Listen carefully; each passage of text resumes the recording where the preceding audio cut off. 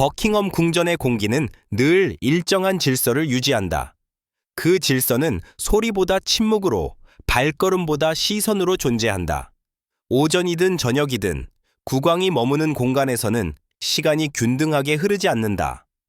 특히 그날 시계의 초침이 유난히 크게 느껴졌다고 말하는 이들이 있었다.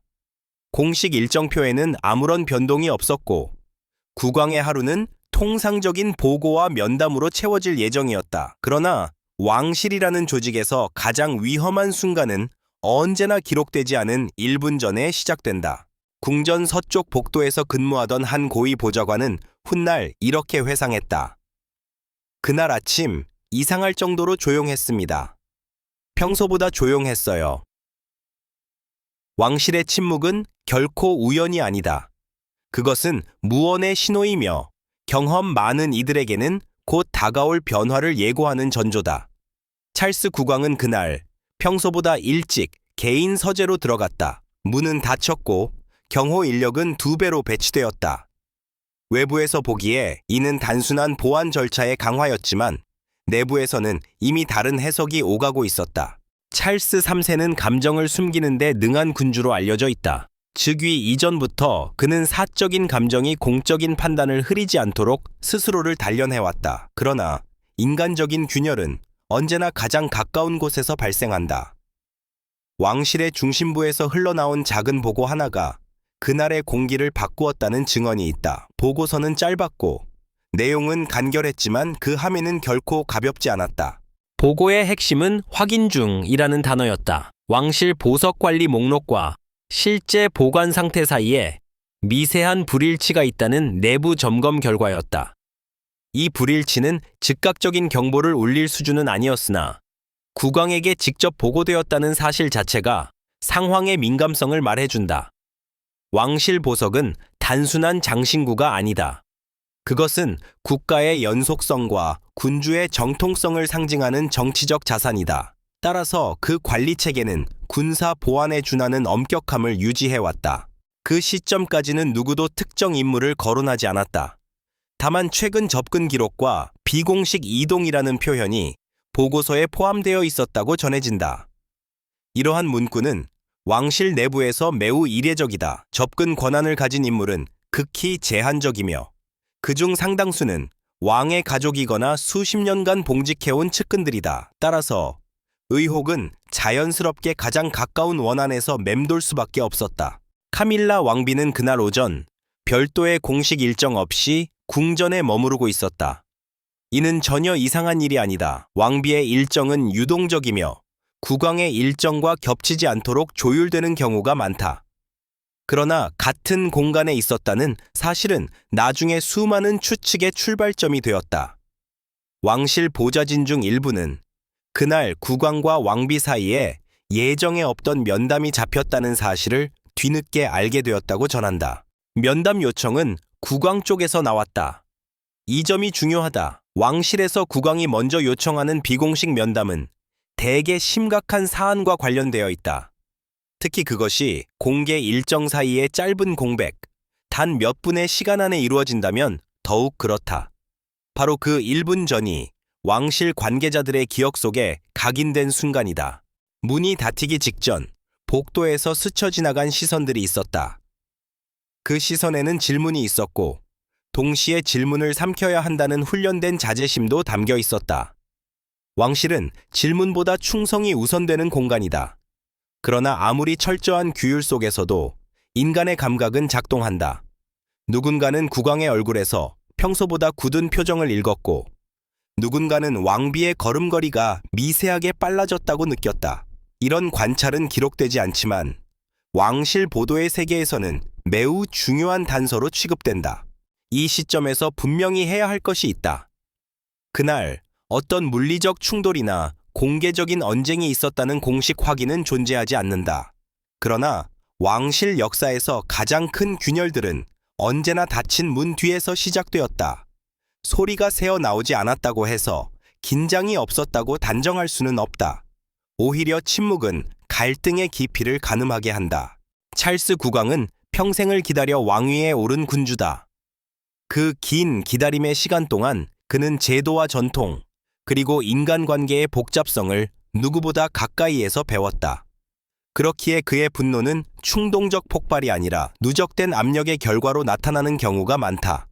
바로 그날 아침 그는 왕으로서가 아니라 한 인간으로서 시험대에 올랐다는 평가도 있다. 궁전 내부 시계가 정각을 알리기 직전 문은 닫혔다.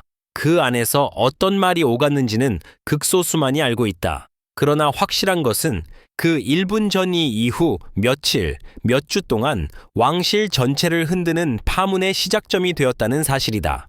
왕실을 오래 취재해온 기자들 사이에서는 종종 이런 말이 오간다.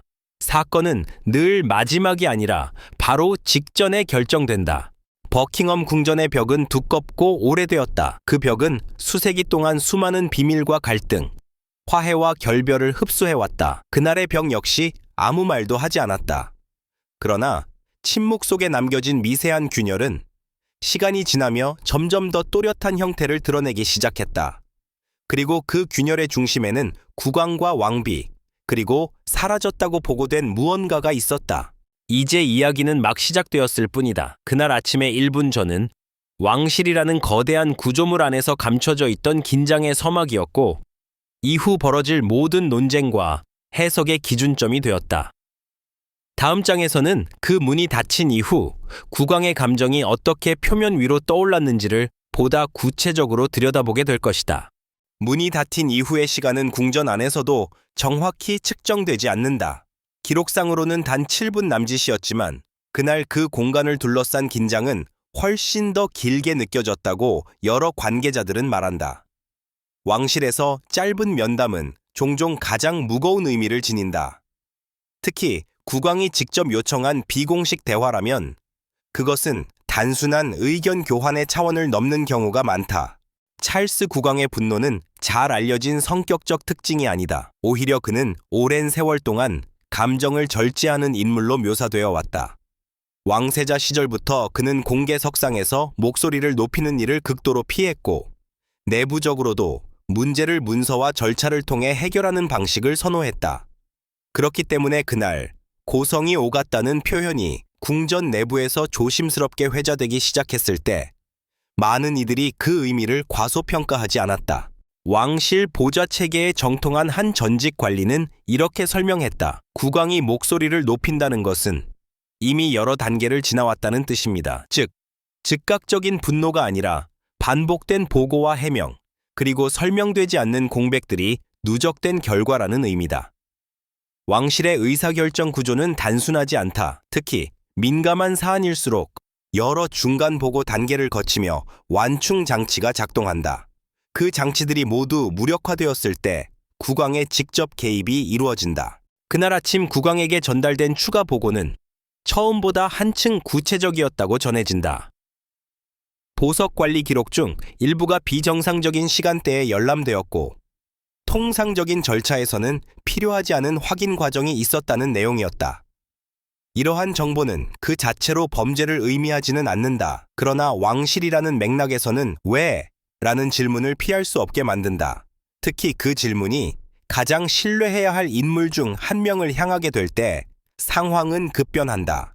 찰스 국왕의 리더십은 전통적이면서도 개인적인 성격을 동시에 지닌다. 그는 제도 위에 군림하기보다 제도 안에서 움직이는 군주를 자처해왔다. 그렇기에 그의 분노는 권위의 과실하기보다는 질서가 흔들릴 때 나타나는 방어 반응에 가깝다. 왕실 내부에서는 이를 조용한 분노라고 부른다. 격렬한 행동보다는 어조의 변화와 질문의 날카로움으로 표현되는 감정이다. 면담에 동석한 제3자는 없었다. 이는 왕실 관례상 매우 이례적인 선택이다. 보통 왕비와 국왕 간의 중요한 대화에는 최소한 한 명의 고위 보좌관이나 비서가 대기한다. 그러나 그날은 예외였다. 이 점은 국왕이 사안을 얼마나 개인적인 문제로 인식했는지를 보여주는 대목이다. 국가적 문제이자 동시에 사적인 신뢰의 문제, 이 두 가지가 겹쳐진 순간이었다는 해석이 설득력을 얻는다. 왕실 취재 경험이 풍부한 기자들 사이에서는 찰스 국왕의 분노가 단순히 보석 때문이 아니었을 것이라는 분석이 지배적이다. 보석은 촉발 요인이었을 수 있으나 핵심은 신뢰였다. 왕실에서 신뢰는 계약보다 강력한 결속 장치다. 서면 규정이 존재하더라도 최종적으로는 암묵적인 신뢰 위에서 시스템이 작동한다. 그 신뢰가 흔들렸다는 인식이 국왕의 감정을 자극했을 가능성이 크다. 당시 국왕의 발언에 대해 직접적인 기록은 존재하지 않는다. 그러나 복도 밖에서 대기하던 관계자들 중 일부는 평소와 다른 어조가 문틈 사이로 흘러나왔다고 증언했다. 그 어조는 분명히 명령형이었고 질문이라기보다는 확인을 요구하는 방식에 가까웠다는 설명이다. 이는 국왕이 이미 일정 수준의 결론에 도달했을 가능성을 시사한다. 중요한 것은 분노가 공개적으로 표출되지 않았다는 점이다. 면담이 끝난 후에도 궁전의 공식 일정은 정상적으로 진행되었고 국왕은 예정된 문서 결제와 보고를 차분하게 소화했다. 그러나 왕실에서는 종종 이렇게 말한다. 가장 위험한 순간은 아무 일도 일어나지 않은 것처럼 보일 때다. 겉으로 드러나지 않는 변화가 내부 구조를 더 깊이 흔들 수 있기 때문이다. 찰스 국왕의 분노는 왕실이라는 조직 전체에 미묘한 신호를 보냈다. 그것은 공포나 혼란이 아니라 경계였다. 보좌진들은 평소보다 보고서를 더 세밀하게 작성했고 각 부서는 책임 범위를 명확히 구분하기 시작했다. 이러한 변화는 공식 지시 없이도 자연스럽게 이루어졌다. 국왕의 감정 상태가 조직의 긴장도를 조절하는 역할을 했다는 의미다. 왕실 역사에서 군주의 분노는 종종 전환점이 되어 왔다. 어떤 경우에는 개혁의 시작이 되었고 어떤 경우에는 내부 균열의 심화로 이어졌다. 이번 사안이 어느 쪽으로 귀결될지는 그 시점에서는 아무도 단정할 수 없었다. 다만 분명한 것은 그날 아침의 감정 폭발이 단발성 사건으로 끝나지 않을 것이라는 예감이 궁전 전체에 퍼지고 있었다는 사실이다. 찰스 국왕은 자신의 분노가 외부로 확산되는 것을 경계해왔다. 그는 언론의 해석과 대중의 반응이 왕실에 미치는 영향을 누구보다 잘 알고 있다. 그렇기에 그날의 감정은 철저히 내부에 봉인되었다. 그러나 왕실이라는 공간에서 완벽한 비밀은 존재하지 않는다. 봉인된 감정은 형태를 바꾸어 시선과 태도, 결정의 속도에 반영된다. 면담이 끝난 뒤 왕비는 별도의 일정 없이 개인 공간으로 이동했다. 이는 공식적으로 아무 의미도 없는 행동이었지만 궁전 내부에서는 여러 해석이 뒤따랐다. 국왕 역시 한동안 외부 접촉을 최소화했다. 이 두 사람의 동선 변화는 갈등의 존재를 명확히 드러내지는 않았지만 이전과는 다른 국면에 접어들었음을 암시했다. 왕실을 오래 지켜본 이들은 안다. 진정한 갈등은 목소리가 높아진 순간이 아니라 그 이후의 침묵 속에서 자라난다는 것을. 찰스 국왕의 분노는 그날 아침 잠시 표출되었지만 그 여운은 궁전의 벽과 복도를 따라 조용히 확산되고 있었다. 그리고 그 여운은 곧 한 인물의 위치와 역할을 다시 조명하게 만드는 계기가 된다. 다음 장에서는 그 분노의 중심에 놓이게 된 인물, 카밀라 왕비가 왕실 구조 안에서 어떤 위치에 있었는지, 그리고 왜 그녀의 이름이 이 사안과 결부되기 시작했는지를 보다 깊이 들여다보게 될 것이다. 카밀라 왕비는 오랫동안 설명되어야 하는 인물이었다. 왕실 내부에서도 외부에서도 그녀의 존재는 늘 맥락 속에서만 이해되었다. 왕비가 되기 전까지의 시간, 그리고 왕비가 된 이후에도 따라붙은 시선들은 단순한 호기심이 아니라 왕실 권력 구조 안에서 그녀가 차지하는 위치를 끊임없이 재정의하려는 시도에 가까웠다. 그렇기에 이번 사안에서 그녀의 이름이 거론되기 시작했을 때 그것은 새로운 논란이라기보다 오래된 질문의 연장이었다. 카밀라는 전통적인 의미의 왕비 수업을 거친 인물이 아니다. 그녀는 제도보다는 관계 속에서 왕실에 편입되었고 규정보다는 신뢰를 통해 영향력을 쌓아왔다. 이는 장점이자 동시에 취약점이었다. 규정에 의해 보호받지 않는 위치는 의혹이 제기될 때 가장 먼저 노출되는 자리이기 때문이다. 왕실 내부에서 그녀의 권한은 명문화되어 있지 않은 경우가 많았고 바로 그 점이 이번 사안에서 여러 해석을 낳았다. 왕비로서 카밀라는 공식적인 보석 관리 책임을 지지 않는다. 그러나 왕실 생활의 특성상 그녀가 왕실 보석과 물리적으로 가까운 위치에 있었던 것은 부인할 수 없는 사실이다. 공식 행사, 국빈 방문, 사진 촬영을 위한 사전 준비 과정에서 왕비는 보석 선택과 착용에 관여한다. 이 과정은 철저히 보좌진의 관리하에 이루어지지만 왕비의 개인적 선호와 판단이 반영되는 영역이기도 하다. 왕실 관계자들 사이에서 주목된 지점은 비공식성이었다. 문제로 지적된 일부 접근 기록이 공식 행사나 일정과 직접적으로 연결되지 않았다는 점이 의문을 키웠다. 그리고 그 비공식적인 영역이야말로 카밀라 왕비가 비교적 자유롭게 드나들 수 있는 공간과 시간대와 겹쳐 보였다는 분석이 나왔다. 이는 곧바로 의혹으로 비화되었지만 동시에 가장 신중하게 다루어져야 할 부분이기도 했다. 카밀라 왕비의 성향은 실용적이며 감정 표현에 있어서는 절제된 편으로 알려져 있다. 왕실 내부에서 그녀는 종종 조율자 역할을 해왔다. 찰스 국왕이 원칙과 절차에 집중할 때 그녀는 인간관계와 분위기를 관리하는 역할을 맡았다. 이러한 역할 분담은 오랜 시간 안정적으로 작동해왔고 바로 그렇기 때문에 이번 사안은 왕실 내부에서도 큰 충격으로 받아들여졌다. 왕실을 오래 취재해온 한 기자는 이렇게 표현했다. 카밀라는 권력을 요구한 적이 없는 인물입니다. 그러나 권력이 자연스럽게 그녀 곁에 모여든 적은 많았죠. 이 말은 그녀의 위치를 정확히 설명한다. 공식 직책이나 문서로 규정된 권한이 아니라 국왕과의 개인적 신뢰, 그리고 오랜 동반자 관계에서 비롯된 영향력, 이러한 형태의 권력은 눈에 잘 띄지 않지만 위기 상황에서는 가장 먼저 의심의 대상이 되기도 한다. 궁전 내부에서는 카밀라 왕비가 그날 면담에서 어떤 태도를 보였는지에 대해 다양한 관측이 나왔다. 일부는 그녀가 차분하게 해명을 시도했다고 전했고, 다른 일부는 예상보다 방어적인 태도를 보였다고 말했다. 이 상반된 증언은 실제 대화의 내용보다는 이를 바라보는 관점의 차이를 반영하는 것에 가깝다. 왕비를 바라보는 시선은 결코 중립적이지 않기 때문이다. 중요한 점은 카밀라 왕비가 즉각적으로 공식 입장을 내지 않았다는 사실이다. 이는 왕실의 위기관리 전략과도 맞닿아 있다. 확인되지 않은 사안에 대해 성급한 해명을 내놓는 것은 오히려 논란을 확대시킬 위험이 크다. 왕비가 침묵을 선택했다는 점은 사안을 개인적 감정의 문제가 아니라 제도적 검토의 영역으로 넘기려는 의도로 해석되기도 했다. 그러나 침묵은 언제나 양날의 검이다. 특히 언론과 대중의 시선이 집중된 상황에서는 말하지 않는 선택이 곧 다양한 해석을 허용하는 결과로 이어진다. 왕실 내부에서도 이 점을 인식하고 있었지만 동시에 왕비의 발언 하나하나가 국왕의 입장과 분리되어 해석될 수 없다는 점 역시 고려해야 했다. 카밀라는 개인이면서 동시에 제도의 일부였고 그 경계는 매우 얇았다. 왕실 역사에서 왕비는 종종 상징적 안정의 역할을 맡아왔다. 그러나 상징이 흔들릴 때 그 파장은 개인의 문제를 넘어 제도의 신뢰로 이어진다.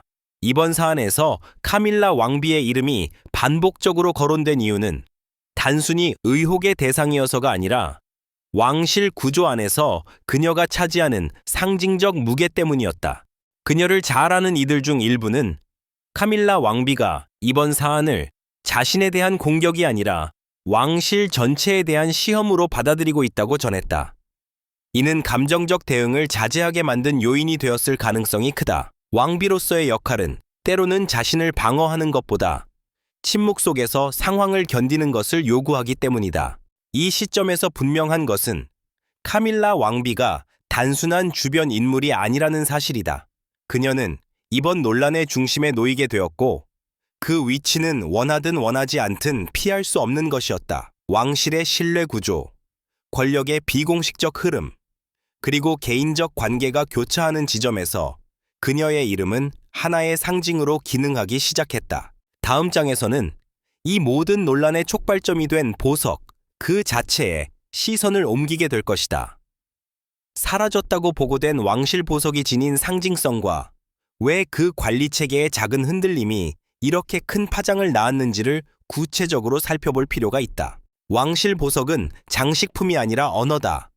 그것은 말없이 왕권의 연속성과 국가의 기억을 전달하는 상징 체계이며 수세기에 걸쳐 축적된 정치적 의미의 집합체다. 왕실 내부에서는 흔히 이렇게 말한다. 보석은 빛나기 위해 존재하는 것이 아니라 기억되기 위해 존재한다. 그렇기에 하나의 보석이 사라졌을 가능성만으로도 궁전 전체가 민감하게 반응할 수밖에 없다. 문제가 제기된 보석은 외형적으로는 화려하지만 대중에게 자주 노출되는 물품은 아니었다고 전해진다. 이는 오히려 사안의 민감성을 더했다. 대중 앞에 자주 등장하는 왕관이나 훈장은 이동과 관리 기록이 철저히 남는다. 반면 특정 행사나 사적인 왕실 의전에서만 제한적으로 사용되는 보석은 상대적으로 덜 주목받지만 그만큼 접근 권한이 엄격하게 통제된다. 바로 이 지점에서 관리 기록과 실제 보관 상태 사이에 미세한 어긋남이 문제로 떠올랐다. 왕실 보석 관리 시스템은 다층 구조로 이루어져 있다. 1차적으로는 전담 큐레이터와 보안 담당자가 관리하고 2차적으로는 의전팀과 국왕 비서실이 기록을 검토한다. 이 모든 과정은 문서화되어 있으며 예외는 거의 허용되지 않는다. 그렇기 때문에 단순한 착오나 실수라 하더라도 그 원인을 명확히 밝혀야 하는 구조다. 이번 사안 역시 분실이라는 표현보다는 확인되지 않은 이동이라는 조심스러운 용어가 내부적으로 사용되었다.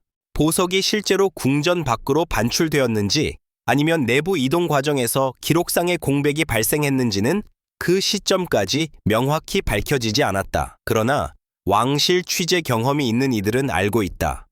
이런 종류의 공백은 거의 항상 사람과 연결된다는 것을. 시스템은 사람에 의해 운용되고 사람의 판단과 관행이 기록의 빈틈을 만든다. 이번에 문제로 지적된 접근 기록은 정상적인 행사 준비 시간대와 일치하지 않았다고 전해진다. 이는 곧바로 여러 추측을 낳았다. 공식 일정과 무관한 접근은 무엇을 의미하는가? 그리고 누가 그 시간대에 합법적으로 해당 공간에 접근할 수 있었는가라는 질문이 뒤따랐다. 이 질문은 자연스럽게 왕실 내부의 권한 구조를 다시 들여다보게 만들었다. 왕실 보석은 국왕의 개인 소유이면서 동시에 국가 자산이라는 이중적 성격을 지닌다. 법적으로는 국왕에게 귀속되지만 실제 운용에서는 국가의 상징 자산으로 관리된다. 그렇기 때문에 국왕 개인의 판단으로도 임의 이동이나 사용이 제한된다. 이 구조는 왕실 내부에서조차 종종 긴장을 낳는다. 개인적 친밀성과 제도적 거리 사이의 간극이 보석이라는 물질적 대상 위에서 드러나기 때문이다. 왕실 관계자들 중 일부는 이번 사안이 보석 그 자체보다도 관리 체계의 취약 지점을 드러냈다고 평가한다. 즉, 무엇이 어디에 있었는가 보다 왜 그 기록이 완벽하게 설명되지 않는가가 더 중요한 문제라는 것이다. 이러한 시각에서 보면 보석은 하나의 매개체일 뿐이며 진짜 논쟁은 책임과 신뢰의 문제로 이동한다. 흥미로운 점은 보석의 가치가 금전적 규모로 환산되지 않았다는 사실이다. 내부 보고서에서도 금액보다는 역사적 상징적 중요성이 강조되었다. 이는 왕실이 이 사안을 단순한 자산 관리 문제가 아니라 제도의 신뢰와 직결된 사안으로 인식하고 있음을 보여준다. 만약 금전적 가치가 중심이었다면 해결 방식은 훨씬 기술적이고 제한적이었을 것이다. 왕실 내부에서는 조용히 재점검 작업이 시작되었다. 모든 보석의 위치와 기록을 다시 대조하고 접근 권한과 이동 경로를 재확인하는 과정이었다.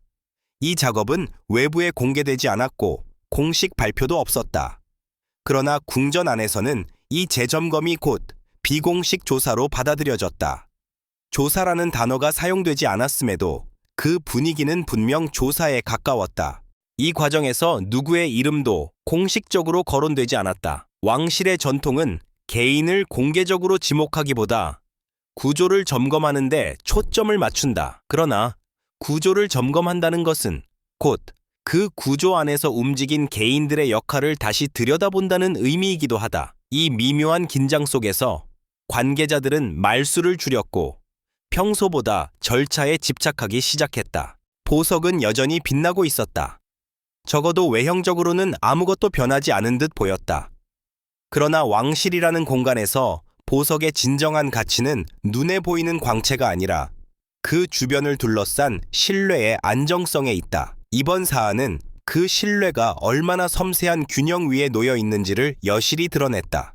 왕실을 오래 지켜본 이들은 안다. 보석이 문제가 될 때 그것은 언제나 더 큰 이야기를 예고한다는 것을. 왕권, 관계, 책임, 그리고 침묵. 이 모든 요소가 작은 물질적 대상 하나를 중심으로 교차한다. 그리고 그 교차점에서 왕실은 스스로를 다시 시험하게 된다. 다음 장에서는 이러한 시험의 순간에 왕실 내부 인물들, 보좌관, 경호, 관리, 책임자들, 이 어떤 시선과 태도로 상황을 바라보고 있었는지, 그리고 그 침묵의 증언이 무엇을 말해주는지를 살펴보게 될 것이다.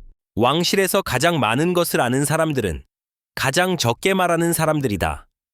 궁전의 복도와 서재, 보관실과 대기실을 오가는 수많은 인물들 중 다수는 공식 기록에 이름을 남기지 않는다. 그러나 바로 그들이 왕실의 일상과 비일상을 동시에 지탱한다. 이번 사안이 표면 위로 떠오르기 시작했을 때 가장 먼저 변화를 감지한 것도 이들이었다. 보좌관들과 관리 책임자들 사이에서 공통적으로 언급된 단어는 분위기였다. 명확한 지시나 경고가 내려온 것은 아니었지만 공기는 분명히 달라졌다고 그들은 말한다. 평소보다 보고서가 길어졌고 단어 선택은 더 신중해졌다. 아마도 추정컨대 같은 표현은 사라지고 확인 가능한 사실만이 문서에 남기 시작했다. 이는 왕실 내부에서 긴장이 고조될 때 나타나는 전형적인 징후다. 특히 보석 관리와 관련된 부서에서는 평소에는 형식적으로 지나가던 절차까지 다시 점검하는 움직임이 포착되었다. 이들은 누구의 지시를 받은 것도 아니었고 공식적인 조사에 착수했다는 통보를 받은 것도 아니었다. 그럼에도 불구하고 모두가 같은 방향으로 움직이고 있었다. 왕실이라는 조직에서는 명시적인 명령보다 암묵적인 신호가 더 빠르게 전달된다. 경호 인력의 태도 역시 미묘하게 달라졌다. 출입 통제는 이전보다 엄격해졌고 특정 구역에 대한 접근 확인 절차가 강화되었다. 이는 외부 위협에 대비한 조치라기보다는 내부 동선에 대한 재확인에 가까웠다. 경호팀 내부에서는 문제는 밖이 아니라 안에 있을 수 있다는 인식이 조심스럽게 공유되었다고 전해진다. 이 문장은 기록되지 않았지만 행동으로는 분명히 드러났다. 왕실 비서실의 역할도 주목할 만하다. 이들은 국왕의 의중과 조직의 안정 사이에서 균형을 잡아야 하는 위치에 있다. 그날 이후 비서실은 국왕의 일정 조율에 있어 더욱 보수적인 태도를 보였다. 불필요한 만남은 줄었고 비공식 접촉은 최소화되었다. 이는 사안을 외부로 확산시키지 않으려는 방어적 조치이자 내부 상황을 정리할 시간을 벌기 위한 선택으로 해석된다. 흥미로운 점은 그 누구도 공개적으로 의혹의 대상이 누구인지 묻지 않았다는 사실이다. 왕실 내부에서는 질문 자체가 하나의 입장이 될 수 있기 때문이다. 누군가의 이름을 입에 올리는 순간 그 질문은 곧 정치적 의미를 띈다.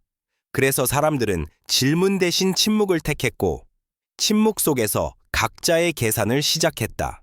일부 관계자들은 이 상황을 익숙한 불안이라고 표현했다.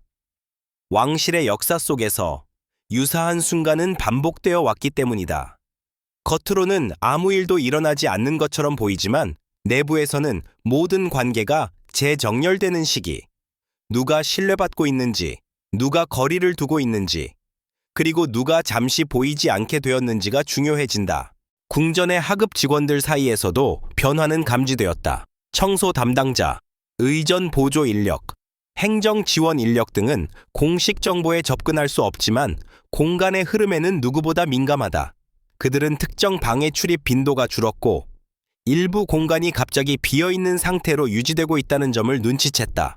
이러한 관찰은 소문으로 번지기보다는 조용한 인식으로 공유되었다. 왕실 내부에서는 소문이 빠르게 확산되지 않는다. 대신 각자가 가진 정보의 조각들이 머릿속에서 조용히 결합된다. 그리고 그 결합의 결과는 행동의 변화로 나타난다. 이번 사안에서도 마찬가지였다.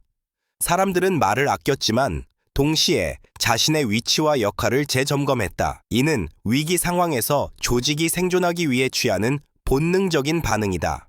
왕실을 오래 취재해온 이들은 이런 순간에 진짜 이야기가 만들어진다고 말한다. 공식 성명이나 언론 발표보다 그 이전에 나타나는 내부의 움직임이 더 많은 것을 말해주기 때문이다. 누가 회의에서 발언권을 유지하는지, 누가 문서 결자의 라인에서 빠지는지, 누가 국왕과의 접촉 빈도를 줄이는지, 이러한 변화는 기록되지 않지만 분명한 메시지를 담고 있다. 이번 사안에서 내부 인물들의 침묵은 단순한 비밀 유지가 아니었다. 그것은 왕실이라는 제도를 보호하기 위한 선택이자 동시에 자신을 보호하기 위한 본능이었다. 책임의 향방이 아직 정해지지 않은 상황에서 누구도 먼저 나서고 싶어 하지 않았다. 침묵은 그 자체로 하나의 증언이 되었고, 그 증언은 이후의 해석에 중요한 단서를 제공하게 된다. 왕실 내부의 시선은 아직 하나로 모이지 않았다. 누군가는 이것을 관리상의 문제로 보았고, 누군가는 관계의 균열로 해석했다. 또 다른 누군가는 이 모든 것이 외부로 알려지지 않기를 바랐다. 그러나 바람과 현실은 언제나 다르다. 침묵이 길어질수록 외부의 관심은 커질 수밖에 없다. 이제 이야기는 궁전의 벽을 넘어가려 한다. 내부에서만 공유되던 긴장과 관측은 곧 언론과 대중의 해석이라는 또 다른 무대 위에 오르게 된다. 다음 장에서는 이 사안이 외부로 어떻게 비춰졌고 왕실의 이미지와 권위에 어떤 파장을 일으키기 시작했는지를 살펴보게 될 것이다. 왕실의 이야기가 궁전의 벽을 넘는 순간, 그것은 더 이상 내부의 문제가 아니다. 언론은 왕실의 침묵을 공백으로 받아들이지 않는다. 오히려 그 공백을 해석의 공간으로 삼는다. 이번 사안 역시 공식 발표가 없었던 만큼 외부에서는 다양한 관측과 분석이 빠르게 쌓이기 시작했다. 중요한 것은 무엇이 보도되었는가 보다 어떻게 보도되었는가였다. 초기 보도는 조심스러웠다. 주요 언론들은 확인되지 않은 내부 긴장이라는 표현을 사용했고, 구체적인 인물이나 사안을 직접적으로 언급하는 데에는 신중을 기했다. 이는 최근 몇 년간 왕실 보도에서 나타난 변화이기도 하다. 과거와 달리 언론은 왕실과의 관계, 그리고 독자의 신뢰를 동시에 고려해야 하는 위치에 놓여 있다. 그럼에도 불구하고 제목의 어조는 점차 강해졌다. 침묵이 길어질수록 언어는 더 자극적인 방향으로 이동하는 경향을 보였다. 소셜미디어의 반응은 전통 언론과는 다른 속도로 움직였다. 확인되지 않은 정보와 추측이 빠르게 확산되었고, 일부는 이미 사실처럼 소비되기 시작했다. 왕실을 둘러싼 오래된 감정과 선입견이 이 과정에서 다시 소환되었다. 특정 인물에 대한 호불호, 과거의 논란, 그리고 누적된 이미지가 이번 사안과 결합되면서 이야기는 점점 단순화되고 극단화되었다. 왕실 홍보팀은 이 흐름을 예의주시하고 있었다. 그들의 역할은 즉각적인 반박이 아니라 파장의 크기와 방향을 측정하는 데 있다. 어떤 침묵은 전략이 될 수 있지만 어떤 침묵은 오해를 증폭시킨다. 이 균형을 판단하는 것은 왕실 커뮤니케이션에서 가장 어려운 부분 중 하나다. 이번 사안에서 홍보팀은 신중함을 택했고, 그 선택은 내부적으로도 논쟁의 대상이 되었다고 전해진다. 국제 언론의 시선도 주목할 만하다. 영국 내 보도보다 해외 언론은 상대적으로 자유로운 해석을 내놓았다. 왕실을 국가 정체성의 핵심으로 보지 않는 시각에서는 이번 사안을 하나의 권력 내부의 갈등으로 분석했다. 이러한 보도는 다시 역으로 영국 내 여론에 영향을 미쳤다. 외부의 시선은 때로 내부의 판단을 자극하는 거울 역할을 한다. 여론조사 결과에서는 즉각적인 변화가 나타나지 않았다. 왕실에 대한 전반적인 지지도는 큰 폭으로 흔들리지 않았지만 세부 항목에서는 미묘한 이동이 관찰되었다. 투명성과 신뢰에 대한 응답이 이전보다 낮아졌고, 이는 이번 사안이 왕실의 도덕적 권위보다는 관리 방식에 대한 의문을 불러일으켰음을 시사한다. 대중은 사건의 진위보다 대응의 방식에 더 민감하게 반응하고 있었다. 왕실 보도의 세계에서 중요한 원칙 중 하나는 사건보다 서사다. 하나의 사건은 시간이 지나면 잊히지만 그 사건을 둘러싼 서사는 오래 남는다. 이번 사안 역시 마찬가지였다. 보석의 행방이나 내부 갈등의 진실보다 왕실이 위기 상황에서 어떻게 행동하는지가 더 큰 관심사가 되었다. 이는 왕실이 단순한 가족이나 조직이 아니라 상징적 제도로 인식되고 있음을 다시 한번 보여준다. 일부 논평가들은 이번 상황을 왕실의 세대 전환과 연결지어 해석했다. 새로운 시대의 군주는 어떤 방식으로 권위를 유지해야 하는가? 그리고 전통과 현대적 투명성 사이에서 어떤 선택을 해야 하는가라는 질문이 제기되었다. 이러한 담론은 개인의 행동을 넘어 제도의 방향성을 묻는 단계로 확장되었다. 왕실 내부에서는 외부의 반응을 차분히 분석하고 있었다. 감정적인 대응은 오히려 상황을 악화시킬 수 있다는 인식이 공유되었기 때문이다. 대신 장기적인 이미지 관리와 제도적 신뢰 회복을 위한 선택지가 검토되기 시작했다. 이 과정에서 시간은 중요한 변수로 작용했다. 시간이 해결해주는 문제도 있지만 시간이 키우는 의혹도 있기 때문이다. 언론과 여론의 파장은 왕실의 하나의 압박으로 작용했지만 동시에 방향을 제시하는 신호이기도 했다. 무엇이 문제로 인식되고 있는지, 어떤 설명이 요구되는지, 그리고 어디까지 침묵이 허용되는지를 가늠하게 해주었다. 왕실은 늘 이러한 신호를 읽으며 생존해왔다. 이제 남은 질문은 하나다. 이 모든 파장 이후 왕실은 어떤 선택을 할 것인가? 침묵을 유지할 것인가? 제한적인 설명을 내놓을 것인가? 혹은 제도적 변화를 통해 답할 것인가? 다음 장에서는 이 질문에 대한 왕실의 가능한 선택과 그 선택이 미래에 어떤 의미를 남길지를 살펴보게 될 것이다. 왕실은 언제나 선택의 순간에 자신을 드러낸다. 위기 그 자체보다 위기에 대응하는 방식이 왕실의 성격과 시대 인식을 결정해왔다.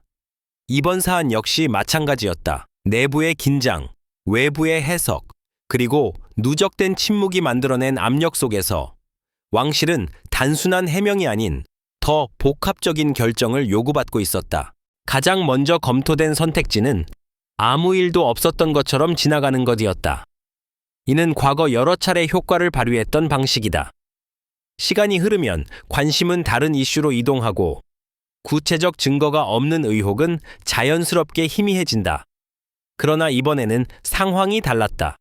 정보의 유통 속도와 대중의 기대 수준이 이전과는 비교할 수 없을 만큼 높아졌기 때문이다. 침묵은 더 이상 중립적인 선택이 아니었다.